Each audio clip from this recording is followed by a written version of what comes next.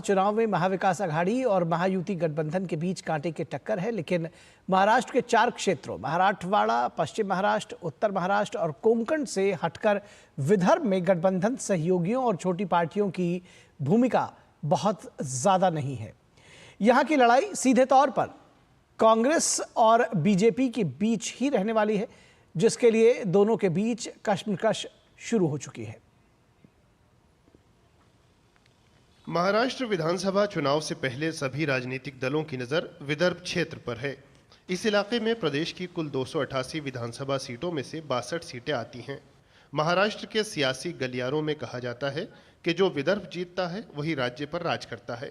इसलिए कांग्रेस और बीजेपी दोनों ही दलों की नजर इस इलाके पर है। भाजपा को उम्मीद है कि 2 मेट्रो लाइन, फ्लाईओवर, 4 चरणीय यातायात व्यवस्था, समृद्धि मार्ग, इंटरनेशनल एयरपोर्ट और अमृत मिशन, लाडली बहन योजना जैसे कार्यों की बदौलत सभी सीटें जीतने में कामयाब हो जाएगी। किसानों को बिजली बिल माफ होनी चाहिए, वो हमने कर दिया है। हम किसानों के खेत में जाने वाले रास्ते हैं वो अच्छे करने हैं।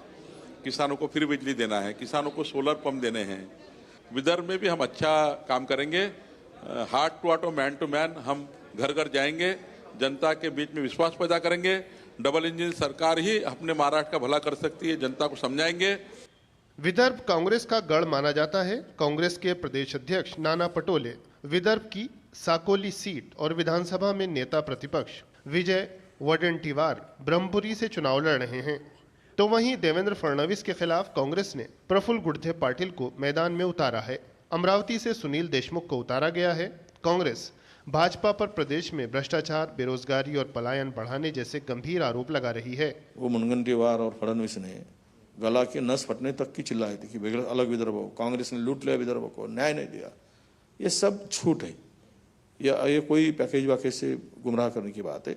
मराठवाड़ा को पैकेज दिया था 1.5 साल पहले 50,000 करोड़ का, 1 रुपया भी नहीं मिला। विदर्भ में 2 प्रमुख समुदाय कुनबी और तेली दोनों ही ओबीसी के अंतर्गत आते हैं। वो चुनाव परिणाम निर्धारित करने में महत्वपूर्ण भूमिका निभाते रहे हैं। कांग्रेस के नेतृत्व वाली एमवीए कुनबी, दलित, मुस्लिमों पर बढ़त हासिल करने के लिए आगे बढ़ रही है। वहीं भाजपा तेली, बंजारों के साथ साथ अन्य छोटे समूहों के बीच अपना आधार मजबूत कर रही है, जिससे क्षेत्र में ओबीसी बनाम ओबीसी की स्थिति बन गई है। गौरतलब है कि विदर्भ क्षेत्र की 62 विधानसभा सीटों में बीजेपी को 15, शिवसेना को 4, कांग्रेस को 29, एनसीपी शरद पवार को 5, शिवसेना यूबीटी को 8 और 1 सीट पर अन्य को बढ़त हासिल है। विदर्भ के किसानों के मुद्दे पर सत्ता पक्ष और विपक्ष दोनों ही एक दूसरे पर वार प्रतिवार करते हुए नजर आ रहे हैं, लेकिन सत्ता की चाबी इन किसानों के पास है। कैमरामैन मोर मुकुट शर्मा के साथ चंद्रशेखर, डीडी न्यूज, नागपुर।